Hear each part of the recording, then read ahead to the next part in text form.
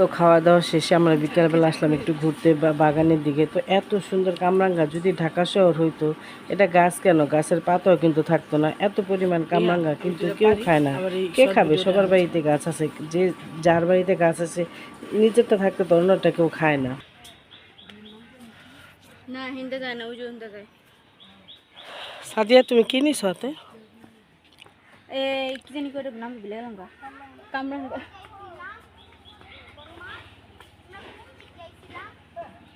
কোন দিক দিয়েছিলাম আমরা?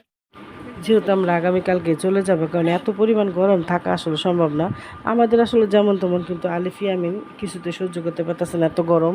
আর যেহেতু বললাম আগের ভিডিওতে যে আমার মামার বাড়িতে যখন নতুন বাড়ি করছে গাছগাছালি সব কাইটে ফেলছে, যার কারণে তার বাড়িতে কোনো ছায়া নাই, যার কারণে একটু গরমের পরিমাণটা অনেক বেশি, অনেক বেশি, যে গরমে কিছুতে থাকা যেতেছে না। তো এই তো যাই হোক, আজকে একটু বিকালে যাব আমার নানা বাড়িতে।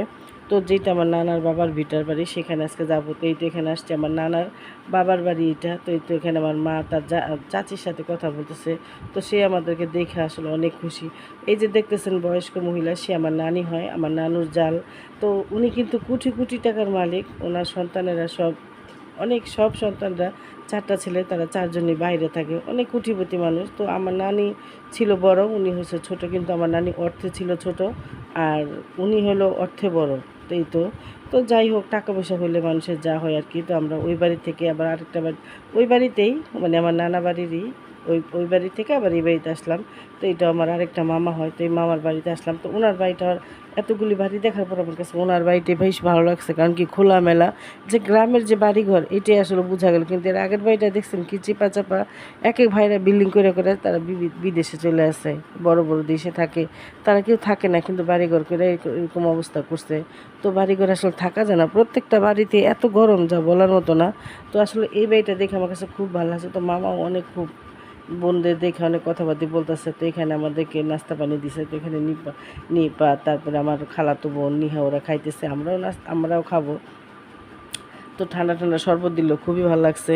তো এখানে সবাই বসে তাদের অতীতের কথা, বর্তমানের কথা সবাই ভাই বোন আলোচনা করতেছে, আর আমরা শুনতেছি।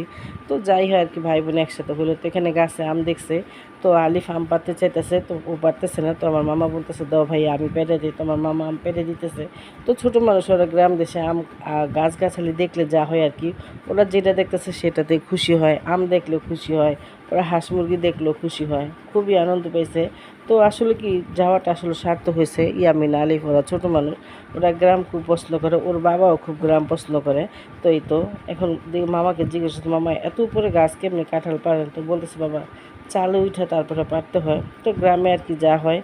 তো আমাদের কুমিল্লা এবার অনেক কাঁঠাল হয়েছে, তো সেগুলো তারা আনতে যাওয়া হলো না, কারণ দিয়ে যাওয়ার মতো মানুষ নাই। তো আমরা এখন ওই বাসা থেকে বের হয়ে যাইতেছি, যেহেতু আমাদের কিন্তু আবার বাসায় চলে যেতে হইব, কারণ আগামীকালকে সকালে আমরা নাস্তাকে বের হয়ে যাবো, কারণ এত গরমে কিছুতে থাকা সম্ভব না। আর গ্রাম কিন্তু খুবই ভালো লাগে, যতই খারাপ লাগুক। তো অনেক গরম, প্রচুর গরম। তো এইখানে যে আসলাম, ওনাদের বাসাগুলি অনেক গাছগাছালি, তো যার কারণে গরমের এটা বুঝি না, কিন্তু আমরা যে বাসাতে উঠছি সেই বাসাতে প্রচুর গরম। তো যাই হোক, এখন সবাই চলে যেতেছি বাসায়। তো এখন সবাই কথা বলতে বলতে যেতেছি, আর যে দেখে সেখানে কথা বলে। কারণ অনেক দিন পর আমার মা আসছে, বললামই প্রায় 22 বছর পর আমার মা আসছে, আমার ছোটো খালা আসছে। তো যারা দেখে তারাই চিনে। তো আমার আম্মু হচ্ছে পুরীর বড়, তো ওনার সবাই চিনে দেখি।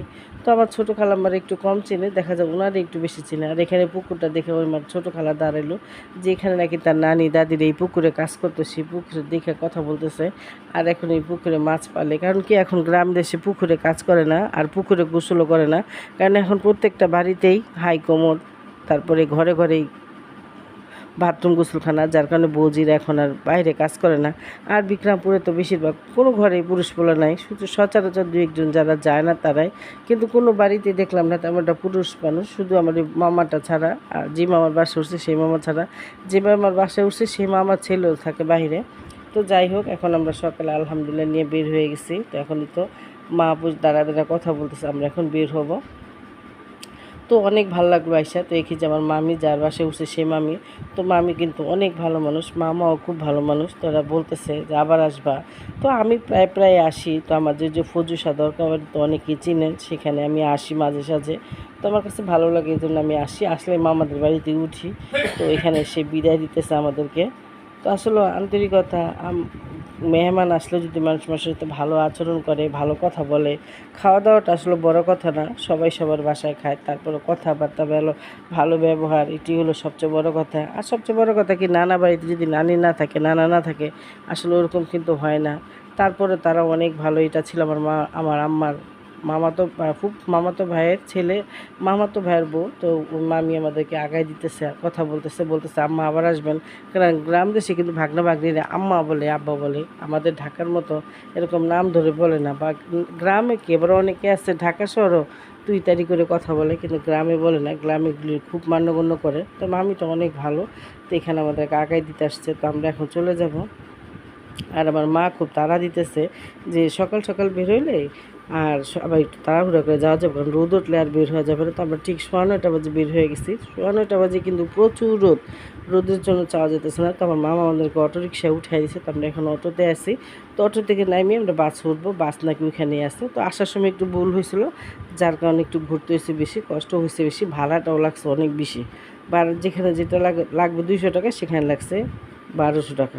অনেক টাকা ভাড়া লাগছে, যা বলার মতো না। তো যাই হোক, খরচটা চিন্তা করলে তো আর ঘুরতে যাওয়া হয় না। তো যেখানে গেছি, যেভাবে গেলাম, খুব ভালো লাগলো। আর এই দেখেন আমাদের ইয়ামিনের জন্য কিন্তু একটা সিট নেওয়া হয়েছে। সে সিট ছাড়া বসবে না।